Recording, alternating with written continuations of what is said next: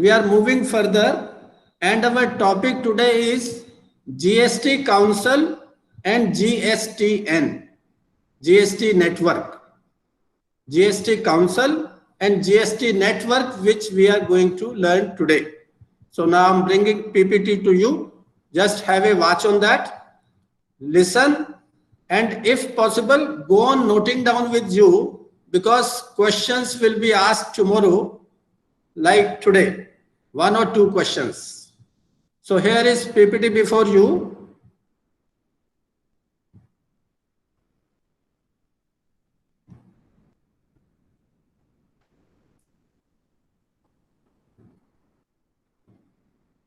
Is it visible?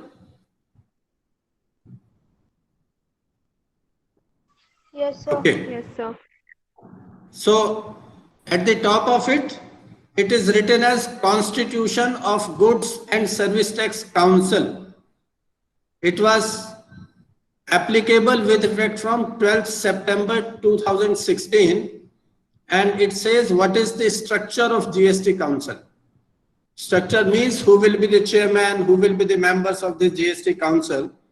So before that, I'll just explain you what is the GST Council and what for we required the GST Council and for what purpose we have constituted the GST Council. You know, when GST was to be implemented in the country, then it was to be implemented throughout in all the states also. So state people asked the central government that if tomorrow we want to change the law, we want to make the amendments, if we want to change the rate of taxes, if we want to make changes for making few items more as exempts, or if we want to tax on certain items, if we wish to change the rate of tax, then what will happen? Who will do it? So all state government and central government decided that it cannot be changed, decisions cannot be taken or amendments cannot be made by a single person. Neither central government alone can change it, nor state government alone can change it. Means all of us together will sit down, discuss, and then we will find out what change is required to be made. But whatever will be the change, it cannot be for a particular state. It has to be for all the states together. Means whatever amendment or whatever changes are made, it will be made for the entire country as a whole. And whatever change is applicable, that change will be applicable in all the states together. Center has to accept and all the states have also to accept it. So then government decided then what to do. Who will decide this? So it was decided that we should constitute a body and its name will be GST Council. This GST Council will be headed by, who will be the chairman of this? So he says that Union Finance Minister, earlier it was Arun Jaitley, and now as on today, the chairperson or the finance minister of the country, Union Finance Minister is Madam Nirmala Sitharaman. Earlier, Mr. Arun Jaitley was there. So who will be the chairman of this council? The Union Finance Minister will be the chairperson of this council. Then there will be another person also from the center. Union Minister of State, आजकल Mr. Anurag Thakur है. So Union Minister of State, who is in charge of the revenue or finance, he will also be a member of this council. So from central government, there will be 2 members. One will be chairperson. He is the finance minister, or now she is the finance minister, she is the chairperson. And all other states will also be having 1 member. Now in the other states, who will be the member? So he says the council provided that minister in charge of finance or taxation, the minister who is in charge of finance minister means finance minister of the state, or any other person who is responsible for taxation. then he can also be a member. Or any other minister, suppose the state government, suppose the chief minister wants that other than finance or taxation minister, some other person should be the member, then the state government can select or nominate that person, that minister also. But first choice is that finance minister of that state will be a member, or taxation minister will be a member, or any other minister nominated by state government will be the members. So meaning thereby, one member from all the states will be member of this council, and one union minister of state in charge of revenue, he will also be a member. And who will be the chairman? The union finance minister. Finance minister in the central government will be the chairperson of this council. Now then he says, will there be any vice chairman also?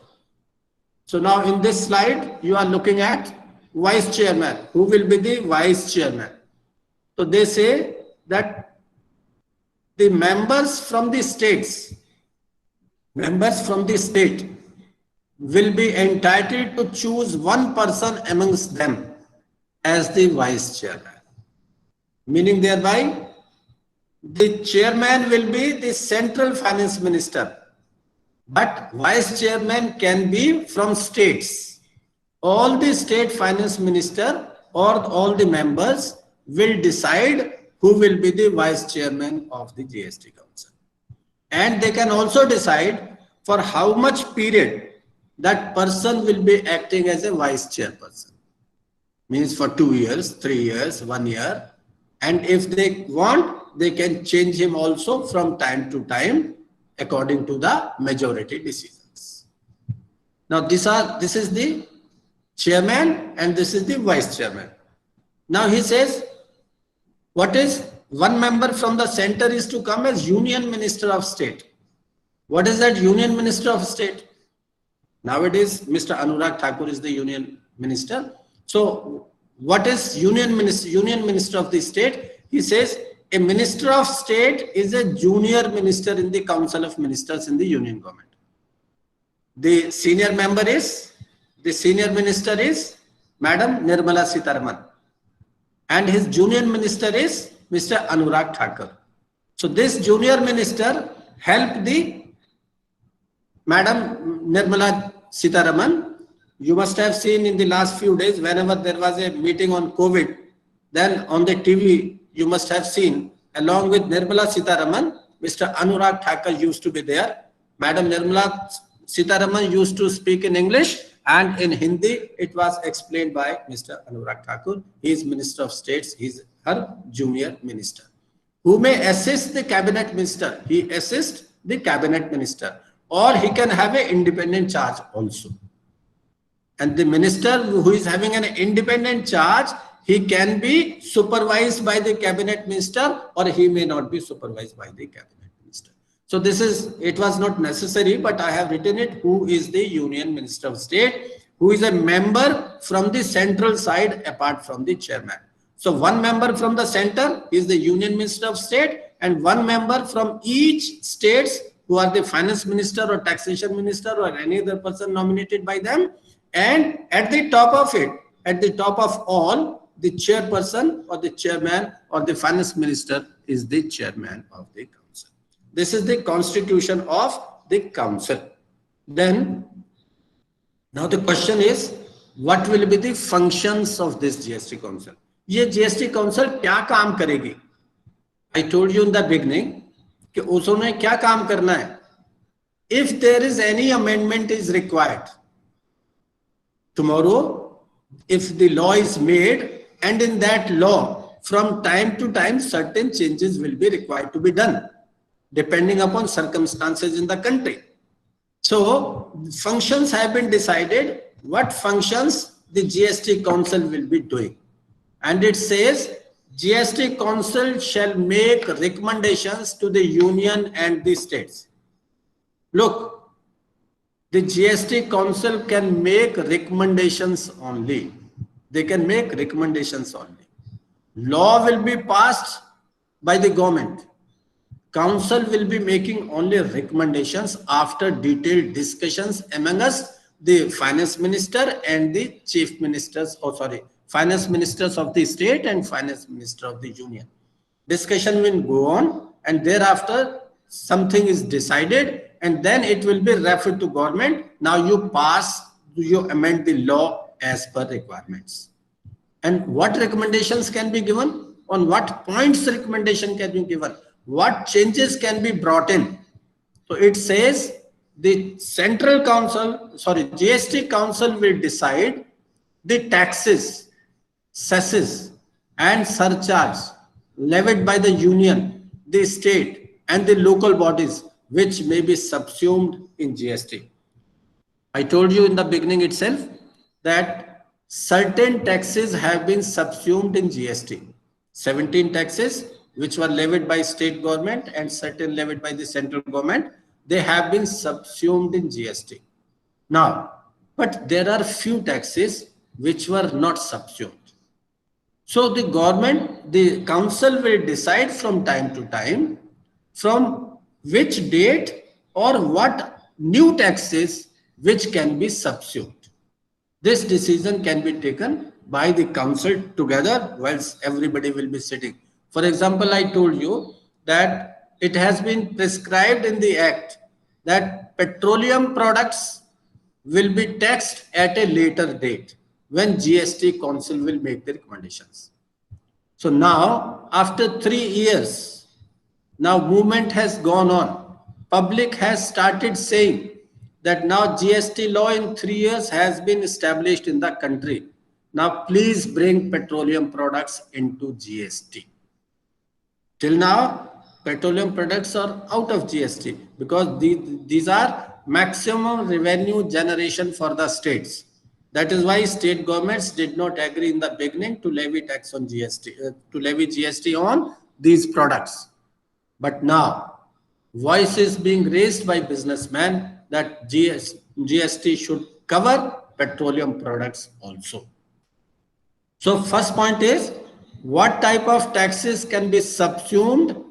It can be decided by the GST Council.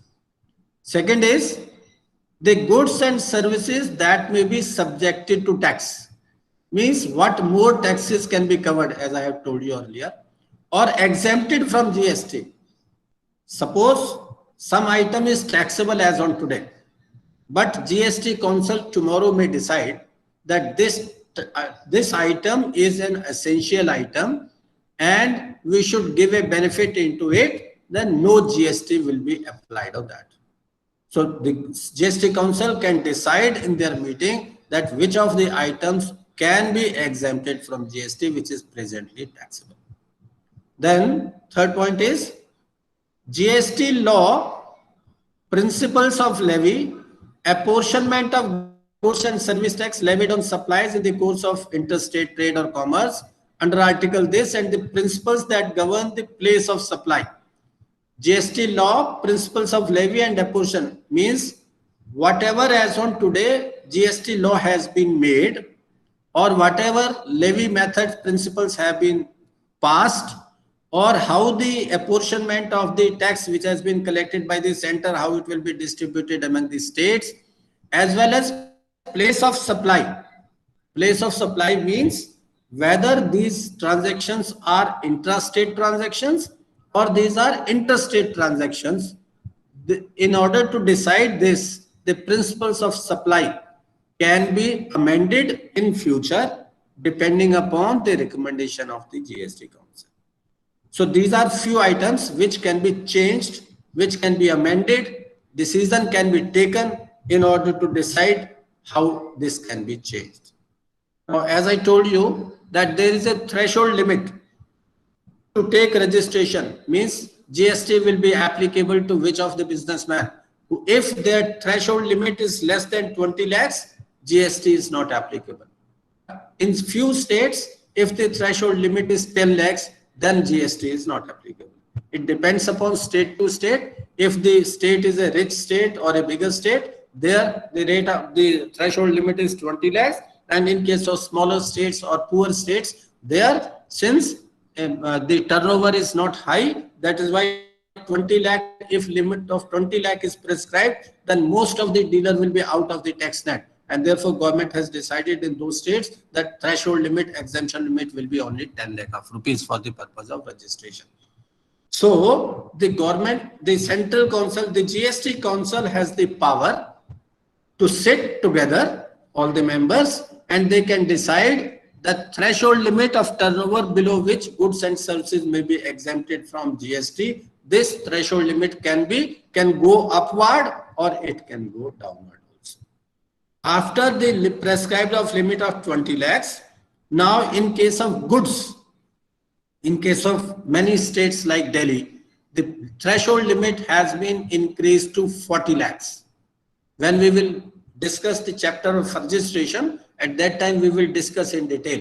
But I'm just telling you here that GST Council has the power to discuss the threshold limit also.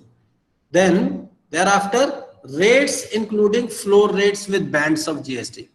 Means if today whatever are the rates, government GST Council can make recommendations on the rates also. When GST was implemented in the country, there were around 300 items on which GST was levied at the rate of 28%. Now, those items have been reduced to, I think, 28 or 30 items only. Exact number I do not remember at the time, but those 28% rate of tax, it was taken as too much high in the country. The businessman voiced against it, and that rate was reduced from 28%. In case of around 300 items, it has been reduced to only 28 items or something like that. So rates can also be decided. Now discussion is going on in the country that this 5 rates, 5%, 12%, 18%, 20%, 28%, these floor rates are different rates which should be reduced. Now this voice is coming 18% and 12%. There must be one rate for that instead of 2 rates. Similarly, voices are also being raised that this number of rates of taxes should be reduced in the country. Why? To make the things simpler. Because if there are 5 rates of taxes, then everybody tries that his goods should be covered in the lesser rate of tax item. And he will always try to evade the tax, to put his information in such a way so that his item is not taxable at the rate of 18% and it is taxable at the rate of 12% or it is taxable at the rate of 5%. Therefore, government also wants and businessman also wants that these rate of taxes, number of rate of taxes should be reduced to the minimum possible so that tax evasion and complication is less. Because if the rates are more, then return will also be big, calculations will also be big, complication will also be big, and law becomes complex. Then next point is any special rate or rates for a specified period to raise additional resources during any natural calamity. Now this is applicable nowadays, you know, in COVID period, as soon as the petrol, as soon as this lockdown was opened, petrol pumps were, although they were open earlier also, but there was less sale. Immediately, rate of tax on petrol was raised. Although GST was not there, VAT was there, but it was increased. But the government, the GST Council has the power that if there is a natural calamity, in order to control that, in order to generate revenue additional sources, this GST Council can sit together and decide that a special rate or tax should be levied on a particular product or some extra tax should be levied, say cess can be levied. Next is special provision with respect to states of Arunachal Pradesh, Assam, Jammu and Kashmir, Manipur. These are the states which require more facilities. More facilities should be given to these states being taken as the poor states. The government wants to help them, then it has been kept in the functions of this GST Council that special provision can be made for these states. And yes, there are certain special provisions in the case of registration. The special provisions have been kept for these states. Any other matter relating to GST as the council may decide. The council may decide what other matters can be decided by the council.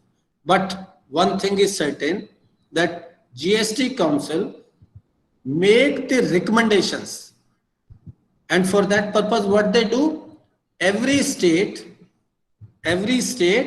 writes to the GST council that look, for the people of my state, these changes should be made. Our businessmen are requesting, because businessman will request to whom? Businessman of the particular state will request to the finance minister of that particular state. Sir, these are the difficulties we are facing in your state, and this should be simplified. So commissioner of that state, GST commissioner of that state, will request to the finance minister, sir, these are the problem being faced by the businessman. So that finance minister will put that issue to the GST council office, that in the next meeting, these points should be discussed. We want the relaxation in these points. So every finance minister of the different states will raise their voice, will issue their points, will write their points to the GST council, that in next meeting, this agenda should be discussed. Now, since GST council has been constituted, by now, 40 meetings have already been held. 40 meetings, although 3 years have gone. In 36 months, 40 meetings have already been held to decide the various issues. And good point is that in all the council meetings, unanimous decision has been taken. Means all the state finance minister and the central finance minister agreed on these solutions, on the discussions made, that this is the answer and this is how central government should be recommended, that these changes must be brought in GST law in future. So 40 council meetings have already been done for making necessary changes. Inclusion of petroleum products. As I have already explained you, GST council shall recommend the date on which the goods and service tax shall be levied on petroleum crude, high-speed diesel, motor spirit, commonly known as petrol, natural gas, and aviation turbine tribunal. Now, this is the right time when the people of the country, businessmen of the country, have started saying to the government, now the GST council should recommend to levy GST on petroleum products. Why? By levying GST, VAT will be removed. And when VAT will be removed, the GST is fully ITC available. When ITC will be available, the cost of petrol will go down. Cost of these products will go down. Till now, that was the reason why state governments were not agreeing to. But now few state governments have also started saying, yes, it should be brought in GST. Hopefully, in this year, in the next GST council meeting, this decision will also be taken. Then, while discharging the functions of the GST council shall be guided by the need for a harmonized structure of GST. What does it mean? It means when GST council will take certain decisions, they will see that the structure of GST is a harmonized system, and that structure of GST should not be disturbed. Whenever they make the recommendations, they have to keep in their mind that there is a need for harmonized structure of GST, and there is harmonized national market for goods and services. We said one nation, one tax, one market. Throughout the country, now the market has become one. Whatever prices of one goods are there in one state, same prices of the goods are there in the other state also. So one national market is there, that structure has to be seen by the council before taking any decision. These two things, that is structure of GST and national market, should not be disturbed. Then authority. Question is how the council will take the decision. Means suppose there are 29 members or 30 members of the states. there are 2 central government members. Suppose there are 31 members. So first of all, it's written in the council's policy that 1/2 of the total number of members of the GST council shall constitute the quorum at its meeting.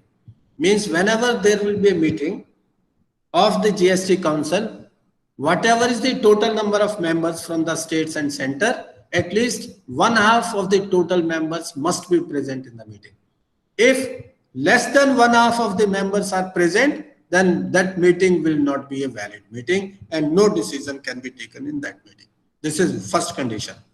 Means more than 50% of the members must be present in the meeting itself to form its quorum. Second is, GST council shall determine the procedure in the performance of its function. Means they will prepare whatever is what is the procedure, how the meetings are to be conducted.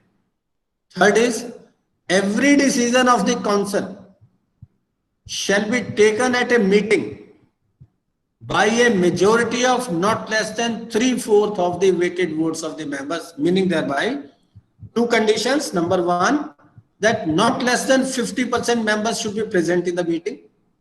Now, whatever are the present in the meeting and they are voting on a particular issue, then what will happen? That not less than 3/4 out of those votes, 3/4 majority should be there to pass the resolution. Means 50% should be present, and out of those 50%, at least 3/4 must vote in favor of a decision, then only that decision can be taken, otherwise not. What is the weightage of their votes that has been given? That the central people, center has the voting power, not less than 3/4 will be given, and this vote of central government shall have a weightage of 1/3 of the total voted cost. Whatever total number of votes will be casted, the 1/3 will go to central government. Means 1/3 will be for center and 2/3 will be for the states.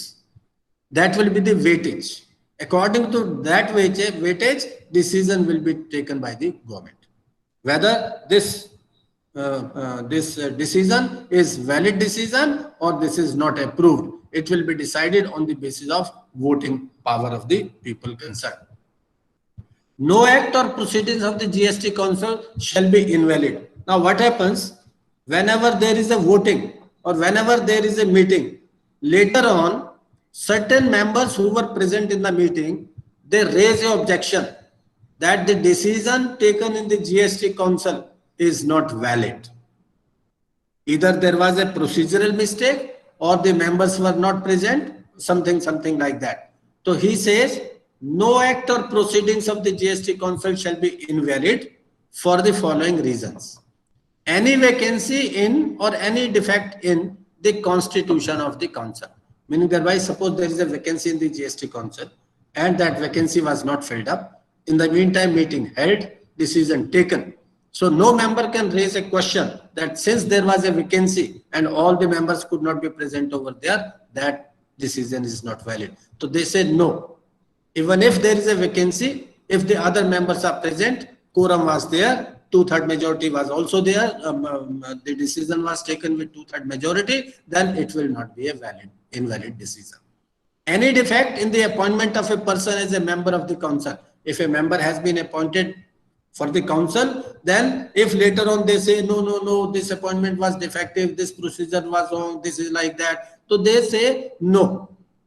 Just to find out a defect in the appointment of a person. If a person has been appointed, he has attended the meeting, you cannot say later on that there was a defect in the appointment of the person concerned. For these technical reasons, these or procedural irregularities, it will not affect the merits of the decision. Means these three reasons which have been given to find out that, to say that this meeting was invalid, this decision was invalid, it will not be like. Simple thing is that for technical or procedural irregularity, no decision can be held invalid. This is not only here, this is even in Income Tax Act also. This is even in GST Act also. It is written, but if there was a procedure irregularity, then action cannot be unjustified. Next is adjudication of the disputes. Now, what will happen whenever there is a decision? After that decision, it may be possible that some fighting, some dispute may come in between central government and the state government. Because of that decision, some dispute may arise in future between the central government and a particular state. Number one, between the central government and one or more states. Second, third, it can be between two states, not even including the center. So the question is, the GST Council shall establish a mechanism. They will formulate a mechanism how such type of disputes will be resolved. You have seen till now, no dispute has arisen. And in GST Council, all the decisions have been taken with unanimous decision. Means nobody has voted against any decision taken by the council. This is the best part of it. And in 3 years, best job has been done by the GST Council. They have taken right decision at the right time. Whenever it was required, it has been taken the decision and recommendation go to the government. Sometimes government has accepted those decisions and made the amendments. Sometimes they have made the amendments, but they have not yet implemented it for the reasons known to them or because of some mistakes. But we people are telling them that you have taken these decisions, but you have not implemented it so far. So implement it because it was in favor of the public. So they are working on that and hopefully it will be doing very soon.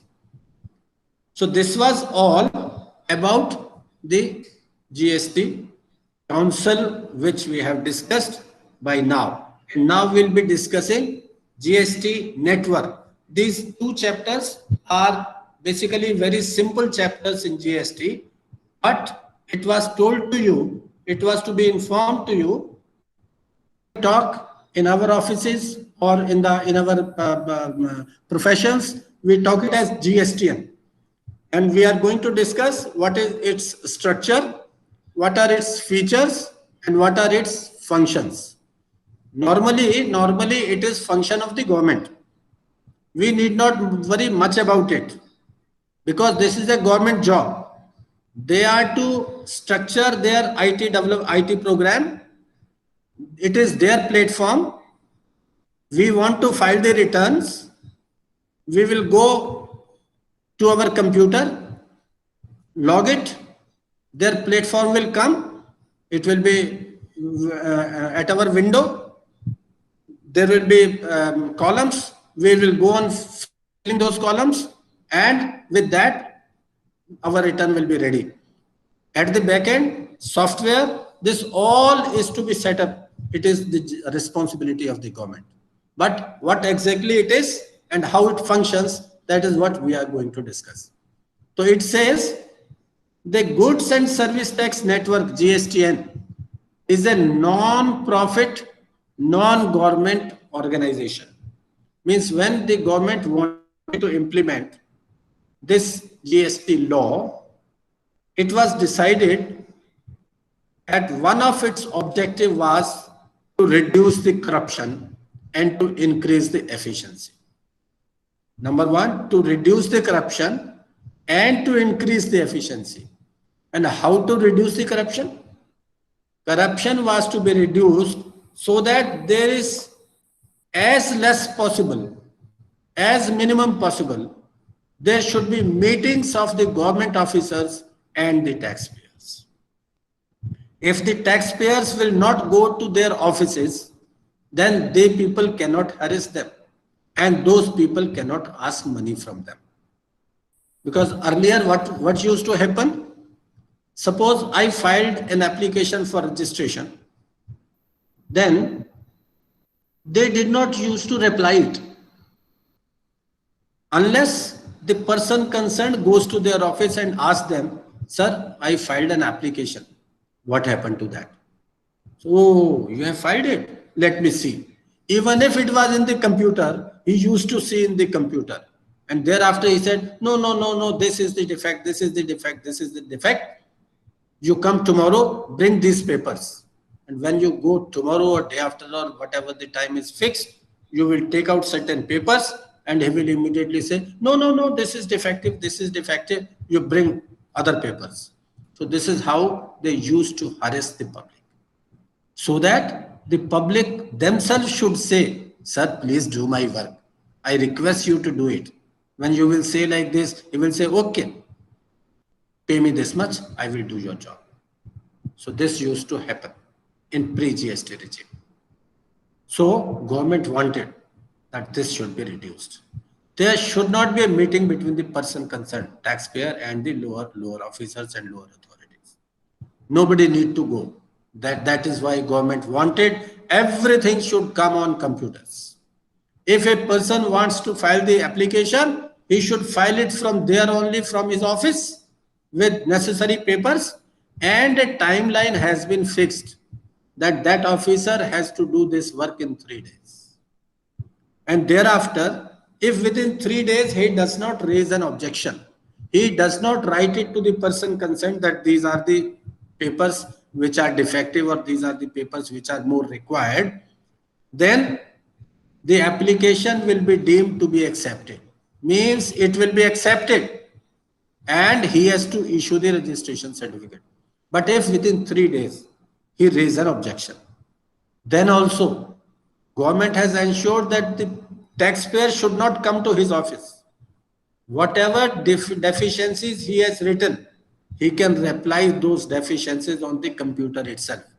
He can upload the papers which were defective, he can upload the fresh papers, or he can write the reply that this item is explained like this, so that the officer is satisfied and he should write the answer.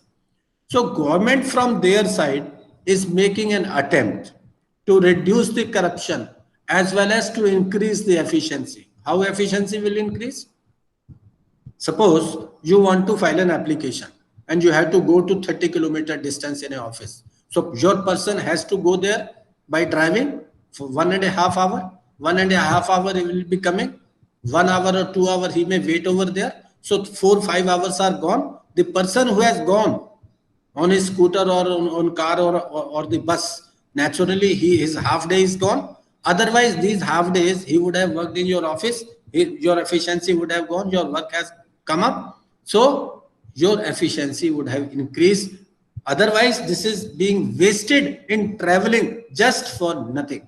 So now government says nothing doing. You need not worry. You have not to go anywhere. You file the application while sitting in your office from your computer itself. Whether the taxpayer can file himself or he can consult his chartered accountant, advocate, or accountant that he can file it from his computer.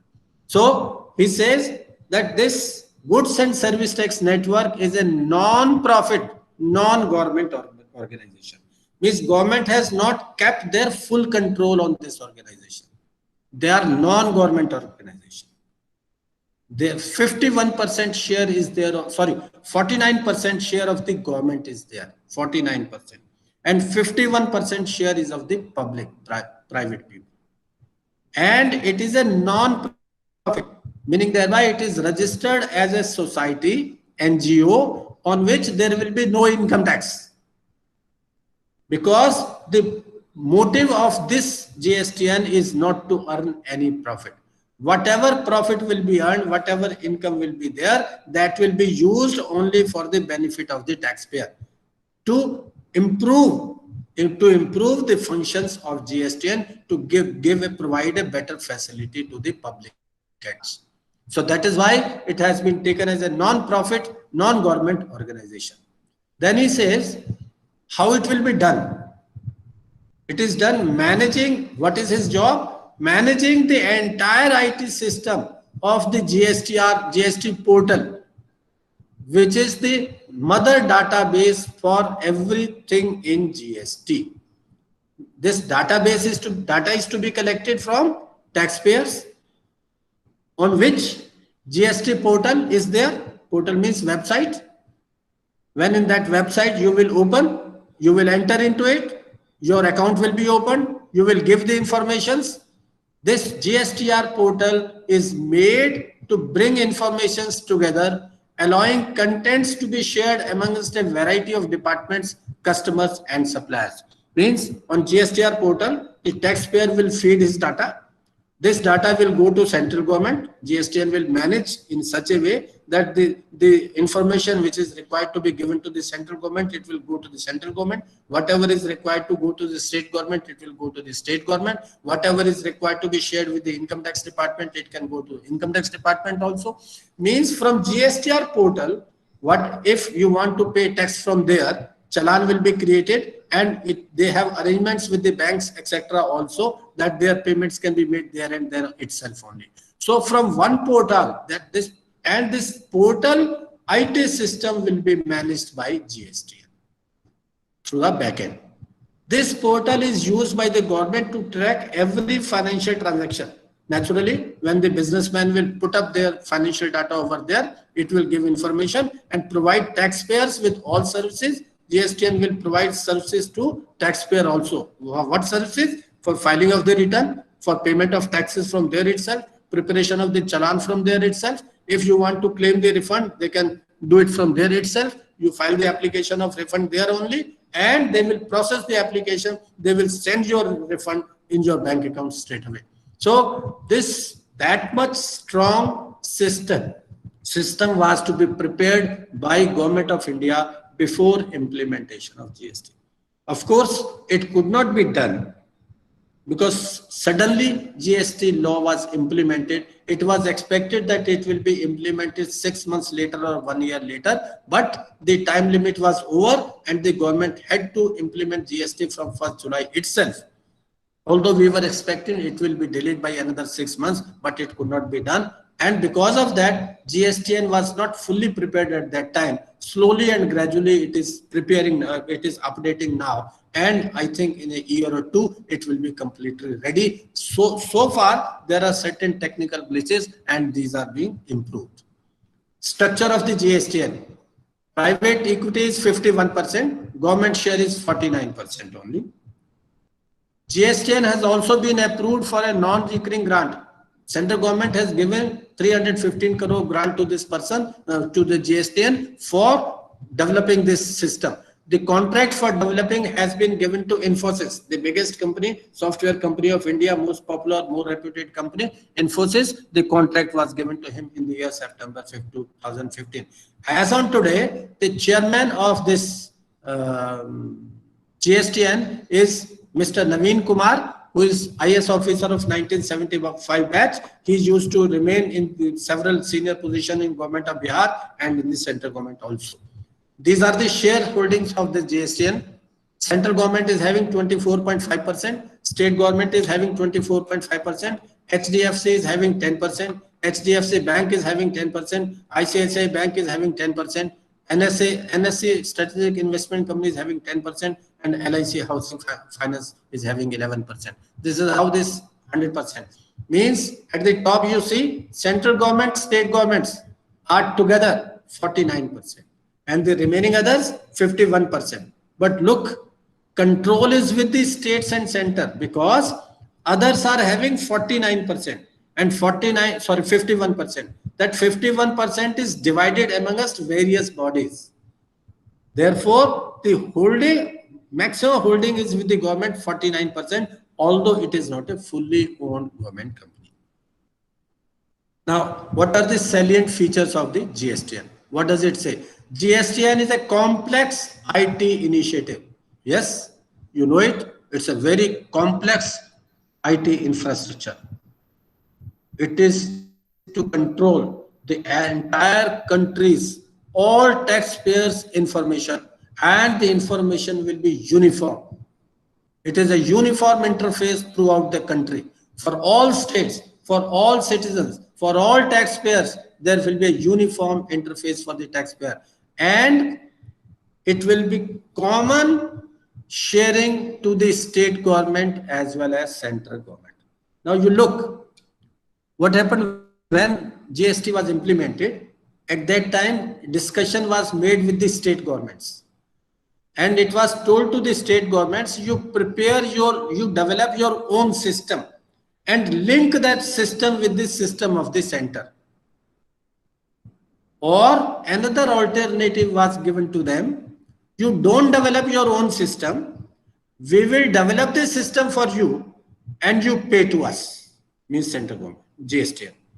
GSTN said, either you develop your own or we will develop for you and integrate it. You can pay depending upon your number of taxpayers. On the basis of that, you can pay user charges to us. So all the states said, we will not prepare our own, because they thought if we will prepare our own, tomorrow GSTN will say your system is not perfect, it is giving defects, and they will always try to find out faults with us. All the state government told them, no, we will not develop our system. You develop for us and you take fees from us. So this is how it was working. So the GSTN portal give a common and shared IT infrastructure between center and the states. It is a national uniform utility providing reliable, efficient and robust IT backbone for the smooth functioning of GST. You can imagine how robust IT backbone is required to deal with more than 1 crore taxpayers of the country. 1 crore returns are being filed every month on 10th. Then GSTR 1, then GSTR 4. So many returns are coming. Every month returns are coming, and more than 1 crore 30 lakhs returns are coming. So in order to control all this data, for running of smooth functioning, a strong and robust IT backbone was required. Handles complex transactions, and this system has to handle a very complex transactions also. Number one, returns of the public.